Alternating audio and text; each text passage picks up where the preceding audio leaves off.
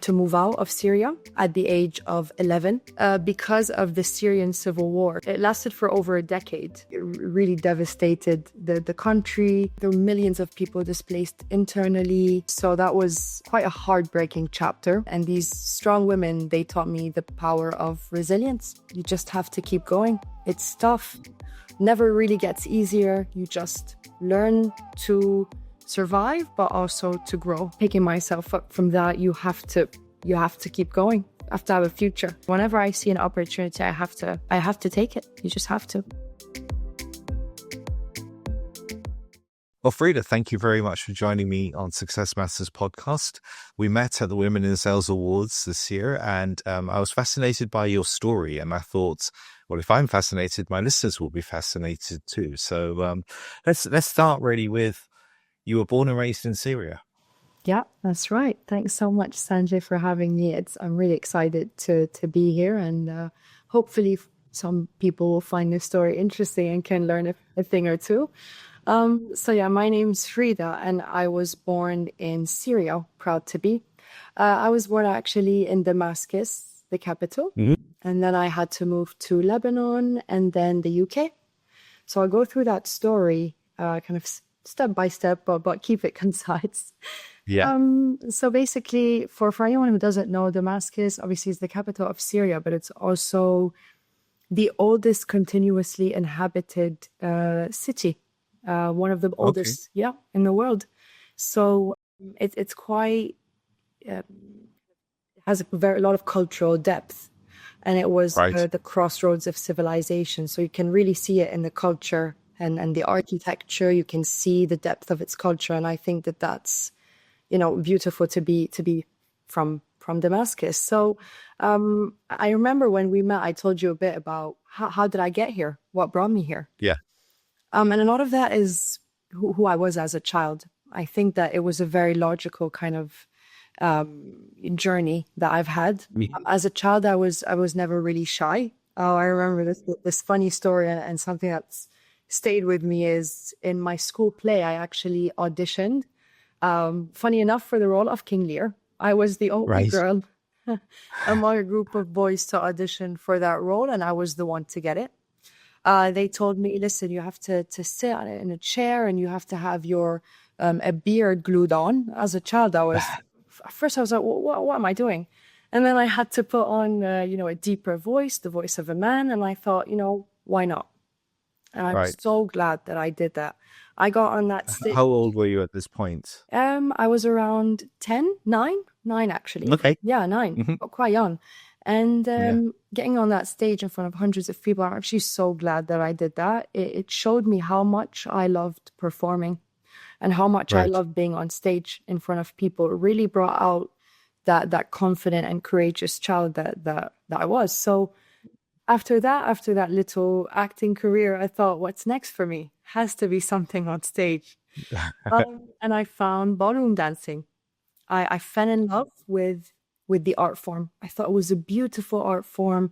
It combines, grace, elegance, and discipline. It really is. It really is beautiful. And I did that for quite a bit of time. I actually was in national competitions. I won medals. I did it for a bit of time. And then I remember when I asked my mom about this, sometimes you do a lot in your childhood. It's tough. I'm sure you have to remember everything. So I asked my mom, and she showed me this video of me on national TV for a Christmas segment dancing. And I was like, oh, really? Did I do that?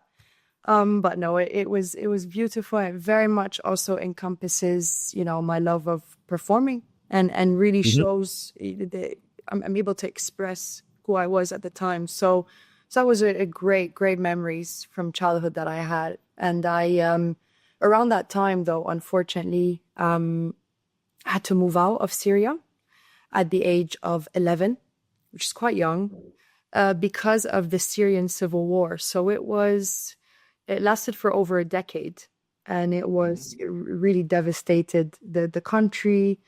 There were millions of people displaced internally, had to, a lot of people fled abroad as well.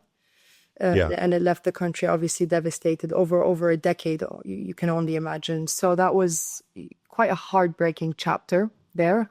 When But when you were forced to move, had the war come to Damascus by that point, or was it really just for your safety that your yeah, family got you to move? it had, and I saw a bit of it. I saw a few months of it, which was quite tough. And my parents had to make an even tougher decision of, sending me abroad to Hmm. live with my sister without them.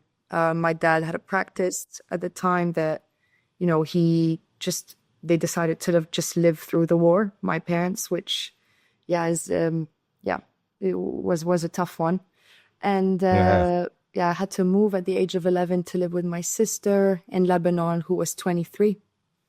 Okay. So that was obviously a tough chapter. She is incredible. I'm so thankful for my parents to have sent me for my safety, but for a chance of a better life. It shows you the love that parents have for their children. Mm. Absolutely selflessly agreeing that I would have to move, away from them, but for my better future. And my sister was like a second mom to me. She practically a 23-year-old raising an 11-year-old. Yeah. Yeah, and my grandma was there as well. And these strong women, they taught me the power of resilience. You just have to keep going. It's tough, never really gets easier. You just learn to survive, but also to grow. And that's really the message that I'm trying to relay today. It's quite early on, so I won't relay it just now.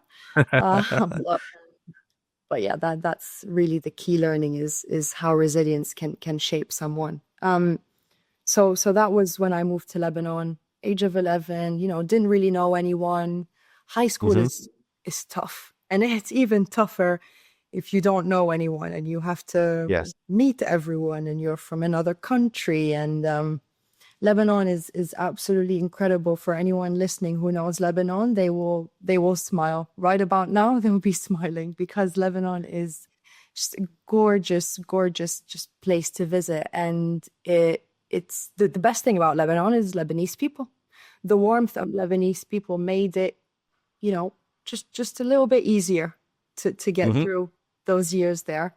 I made friends. I was able to kind of find myself again. I knew I wanted to make an impact. Even when I was younger, I always wanted to be involved in important kind of being on a stage, talking about important issues.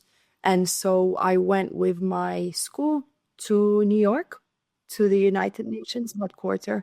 We did a Model United Nations conference. We were all awarded, for being great delegates. And we discussed global issues. There was obviously discussions around the Middle East. It was a model one, so, it was just practice, but it Hmm. showed me the importance of advocacy and trying to Right. make an impact wherever you can. Uh, How old would you have been at this time? I would have been a teenager then, I reckon 16. Yeah, Okay. 16 at the time. Yeah, Great opportunity for a 16-year-old, it right? really To be able to was. go to New York at the United Nations and kind of represent, yourself and nation. Exactly. I felt so fortunate. We were part of massive, just hundreds of people, many, many schools from all over the world. And we were lucky enough to be a part of a school in Lebanon that had the chance to do something like this. So I was, yeah, very, very fortunate. It was a very eye-opening experience as well, being there, as a teenager with all of these amazing delegates speaking about very, very real issues and advocating for what they believe in. So that was absolutely incredible. Being in Lebanon as well, obviously that it never became easier in that I always knew I wasn't in Syria, but Mhm. the people that I met and the opportunities that I had made it really incredible. And it was just, yeah, I'm so thankful that I was able to meet the people that I did. And I felt, this is the warmth of these people and all of these opportunities. I feel, this is might be my second home. Mm. That was short-lived a little bit because of the devastating years of 2019 and 2020 in Lebanon. There was the Lebanese revolution. People took to the streets. They were asking for accountability, advocating against corruption. And then COVID hit, which Yeah. obviously deepened the economic crisis, followed by really the unthinkable, the unimaginable, which was the Beirut port explosion in August 2020. Yeah, that was absolutely heartbreaking, devastated the region. Yeah, I can't really, that if I go into, it's absolutely heartbreaking. And it was, I don't know if you know this, but it was actually one of the largest, if not the largest, non-nuclear blasts in history. Yeah. And it, I saw it on the news, and I saw the shockwave, right? The shockwave that came from that explosion traveled miles and miles, and the devastation of property and all sorts. It was a very frightening explosion, really, right? For the scale of it. it devastated an already, you know, country where there was already the economic crisis, people already trying to advocate for change, having so much hope, and something like this happens. But it really left the country in mourning. But there were some people that were vulnerable and very, very much in need. They lost their homes. They were, on the streets. And my generation, really, we felt that we had to make a change. We were able and capable to get up and get to the streets and go to these homes and help clean them up and help, help the people who really needed it. I joined a few organizations where I was able to collect food and essential supplies and distribute them to the people who needed it. And it really teaches you that whenever you're capable, just having the strength of a community can help massively.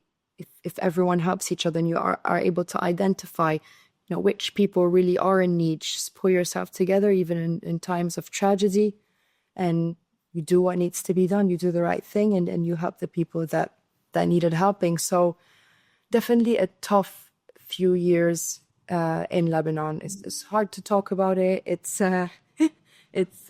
Yeah, but I can tell it's hard to recount it's those moments. it was important, yeah, it's important for people to know actually what happened there, and it's important for people to kind of understand that, the tragedies that have happened, but Lebanon kind of has the strength of a community, and it can keep growing. It's really an incredible place, and I'm so fortunate to have been able to be there. But so those were my years in Lebanon, and then realized that I wanted to have opportunities. I wanted to have exposure to international markets.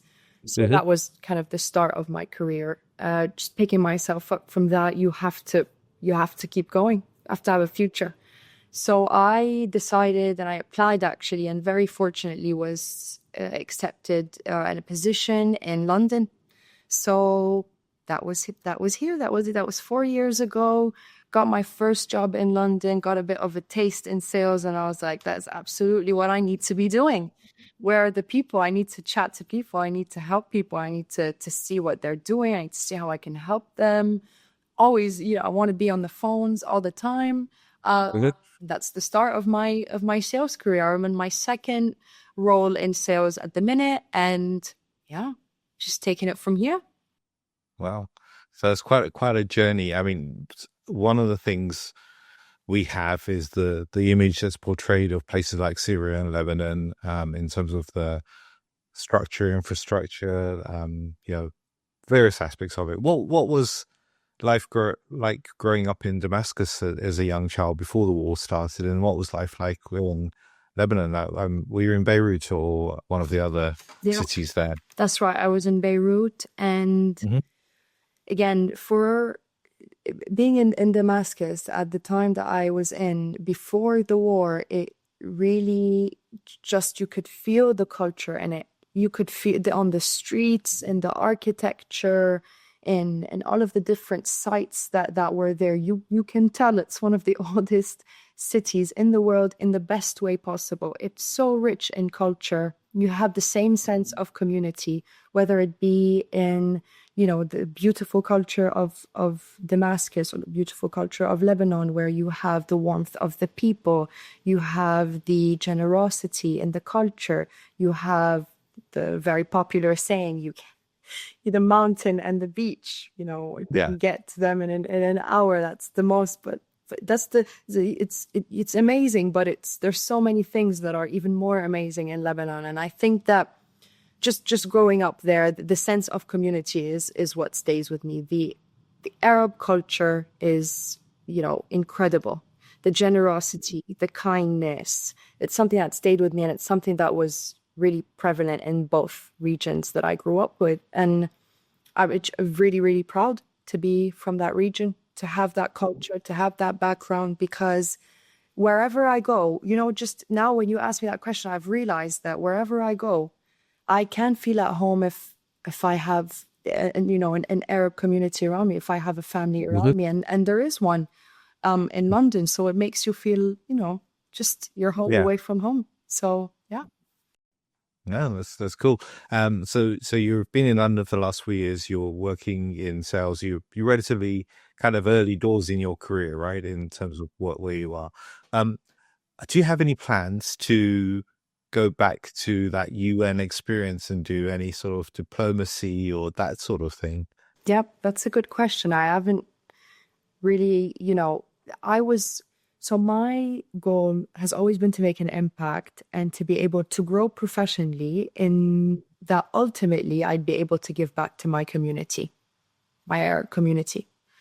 So my thoughts were more becoming a leader whereby I can open up more opportunities for the Arab community to have the same journey and be able to achieve the success, whatever that means for them. Yeah. Unfortunately, I didn't go back to a UN setting and go into that advocacy, but that is a great suggestion. I should very much go back to that. Once you get into sales, and you get into a corporate world whereby you have opportunities to make an impact, you really get sucked into that and try to get every opportunity that you can from it. And I think that's that's what's happened here.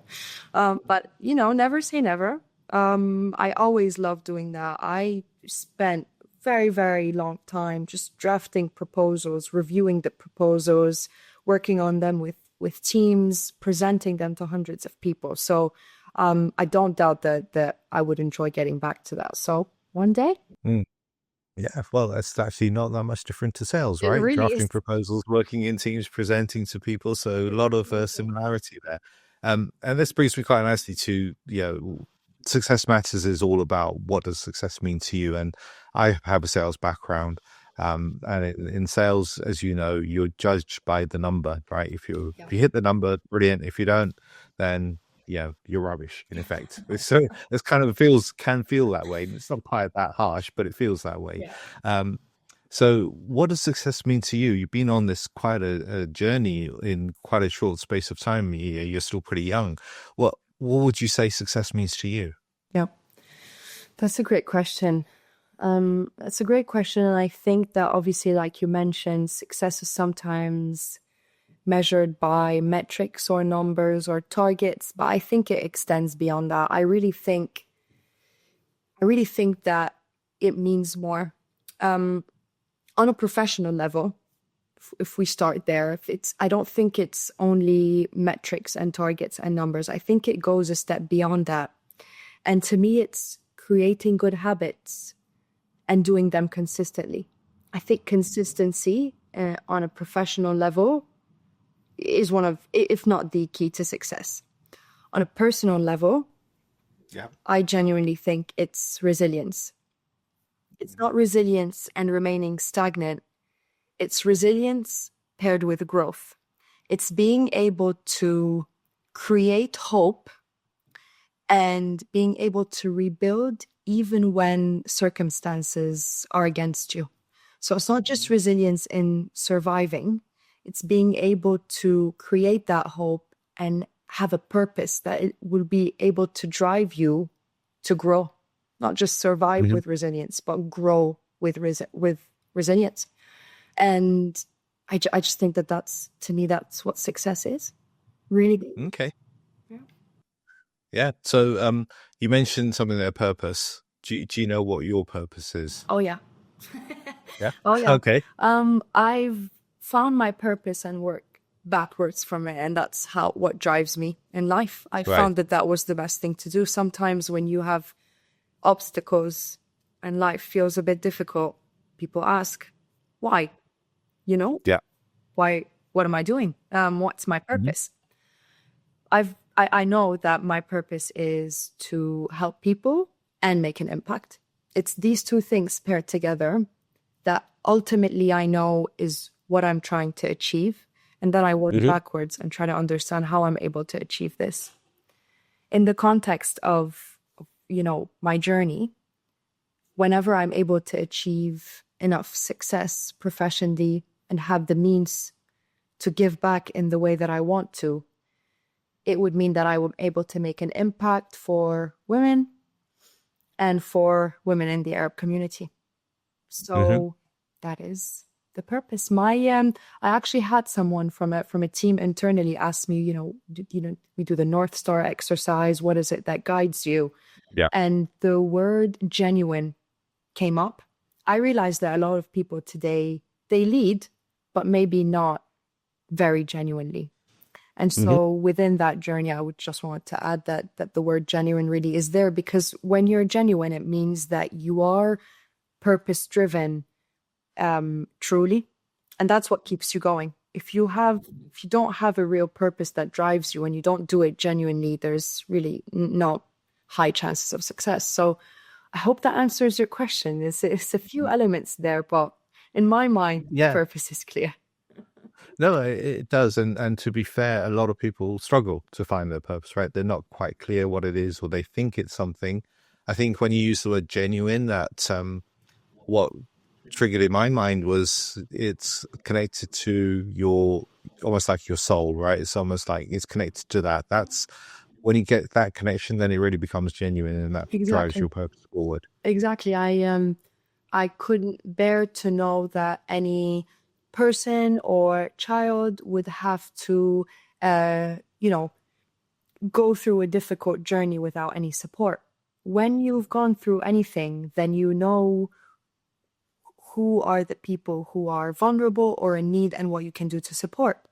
Ultimately, once you reach what you feel is success enough for you, it's about going backwards. Right. Who are the people who are going through the same things that I went through, who I can help? For me, this is clear. Yeah. And as part of that, you do some charity work as well, right? You do some work to help people. Yeah. Tell us a little bit more about that charity work you're doing. Yeah, of course.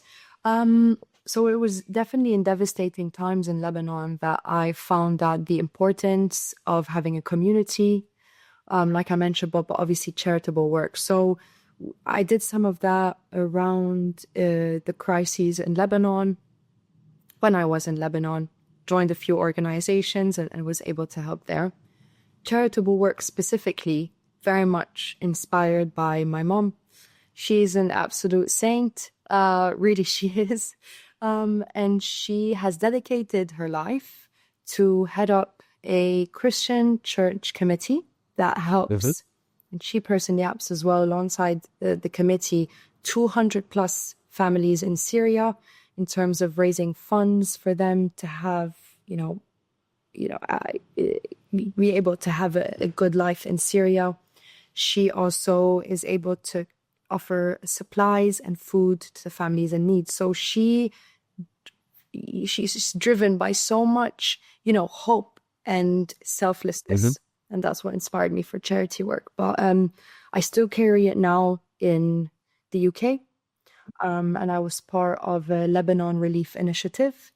It was kind of led by a friend of mine. Her name is Najwa. and she really was able to bring a lot of important people together here in the UK, and was able to find a source in Lebanon whereby we'd be able to send clothes and food and essential supplies back to Lebanon, where we know that they'd be given to vulnerable people and people in need. So Lebanon Relief Initiative is one of them. And I try to involve myself in charity work that will be able to kind of positively impact people in the Middle East, but also in the UK as well. I do some charity work on the side beyond the Middle East, and I've done a few of those here as well. I was volunteering at a food bank yesterday as well, in a specific borough where we were able to distribute food as well. So anytime I find something I feel strongly about and I know people need it, just throw myself into that initiative and do that. Yeah, it's a big part of my life.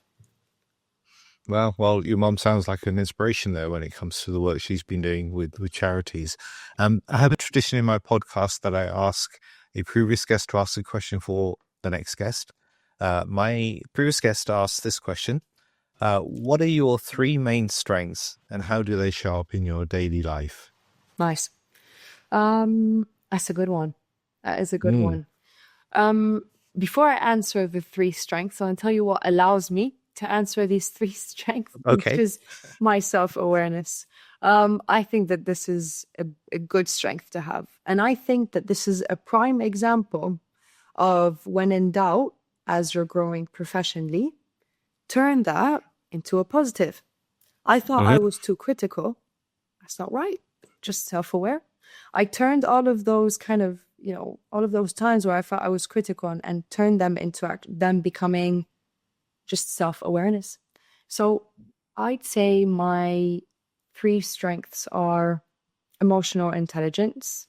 I've really worked hard on trying to understand people, being empathetic, reading the room well, hopefully be able to listen to people when it's needed or give advice when it's needed. Just having that sense, I think is important. Resilience, obviously. With all of the chapters that I've just described, resilience is a massive part of it. And I just feel like I have a message, and I can say at the end of the podcast, I want to make sure I answer your question. And the third one would be confidence. Okay. Yeah. I feel like all of the imposter syndrome, or any times that someone doesn't feel confident, it's important to embrace that as a sign that someone cares. If you're not nervous, if you don't doubt a little bit, it means that you don't care as much about doing a great job. So sometimes that feeling of lack of confidence isn't really a bad thing, it just means that you care. And I think confidence today especially means identifying opportunities and throwing yourself at these opportunities any chance that you get. My biggest learning from my professional years which are many, and hopefully much more to come, is whenever I see an opportunity, I have to take it. You just have to. So yeah, these are my 3 strengths. Okay. Yeah. Well, 4, because you mentioned self-awareness as well. I tried to speak that. Which is an important one in that. So yeah, that's pretty fascinating. And yeah, I mean, clearly you are confident. You came across very confidently when we were at the Women in Sales Awards, and just in this conversation. So I can see how confidence, resilience, without a doubt, having been on that journey that you've been on, literal physical journey of going from one country to another, as well as the metaphorical journey of all of the change. Clearly you can see that resilience is part of that, and emotional intelligence. Well, yeah, that's clearly to be seen as well. So that's thank you for sharing that. Do you have a question for my next guest? I do, and it's a bit within the theme of today's episode. So my question for your next guest is, in moments of profound adversity, what inner strength or mindset, if you will, do you believe is most critical in transforming hardship to growth? Okay. So in times of, you're going to ask me the same question. Yeah. Okay. So in terms of adversity, what's the repeat it again? Because I've lost it now. It's quite a long one, but want to have a good question. In moments of profound adversity, Yeah. what strength or mindset is most critical in transforming Mhm. hardship to growth? Okay. So my answer to that question is that, so we're driven by a fear of losing out on things, right? Losing things. There's this thing about losing, having to let go of what was. But what often happens is, particularly in like situations like you had, where you had no choice, right? You had to let go. And so you could either move forward holding on to what was, or you can accept that, let go, and let's look forward.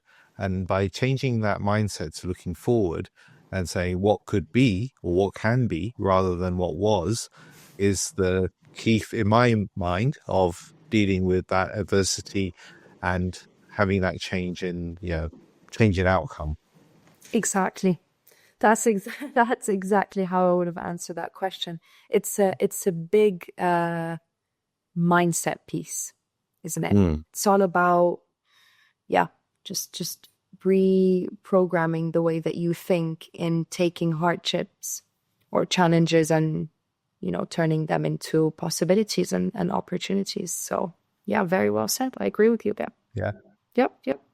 And I think ironically, as life has become more comfortable for us, as we've kind of like technology and everything else that's around us, it's actually made it harder for people to accept change and be that, if suddenly there was a big change that came upon us, it'd be very hard for a lot of people to accept that and move forward. And so, yeah, it's a very interesting question. I'm looking forward to seeing what my next Me too. guest will say in regards to that.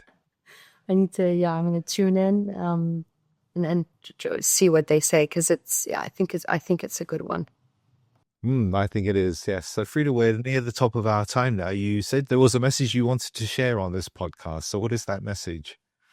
I just wanted to basically leave the podcast. I know there were a few, obviously tragedies and crises discussed throughout the podcast, but really the message should just be that anyone facing hardships should just channel that into positivity and growth. And my final message was just that I have seen and I know that incredible things can happen and can come out from determination and solidarity of a community. So that's just the final message that I wanted to keep it positive and keep it, looking forward. And yeah. Yeah, absolutely. Well, no, thank you very much for sharing your story on Success Matters.